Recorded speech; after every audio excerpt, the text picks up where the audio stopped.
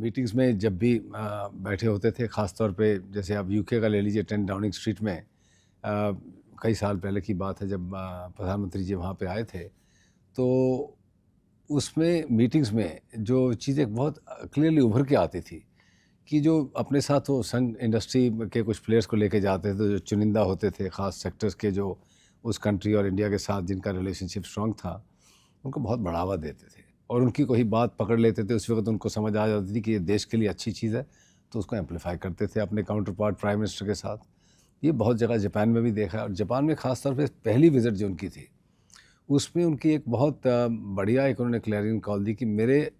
PMO में मैं एक डेस्क बनाऊंगा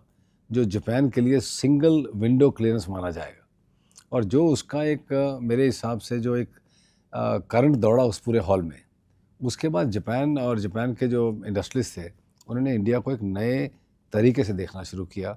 और उसके बाद as you know lot of Japanese investments flow through. Even Gujarat के चीफ मिनिस्टर के टाइम पे वो पहले चीफ मिनिस्टर थे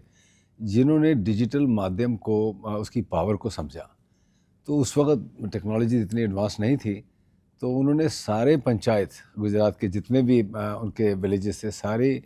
पंचायतों को उन्होंने वीसैट के ज़रिए, उस वक्त सैटेलाइट के ज़रिए, मैं बहुत पुरानी बात कर रहा हूँ, सबको जोड़ा ताकि अपने ऑफिस से बैठ के सारे विलेजेस से उनका कांटेक्ट बन सके, सब पंचायत से बात कर सकें, मुखियाओं से बात कर सकें, और जो जो उनकी इश्यूज़ थे एग्रीकल्चर के, छोटे व्यवसायों के, उसको वो अटेंड कर सकें। और वो हमने एयरटेल की तरफ से वो प्रोजेक्ट हमने गुजरात सरकार के साथ मिल के, वो देश का सारा सबसे पहला एक प्रोजेक्ट था जो कि लगाया गया। तो उसी वक्त बड़ी एक क्लियर पोजीशन थी कि टेक्नोलॉजी की जो पावर है वो ये समझते हैं।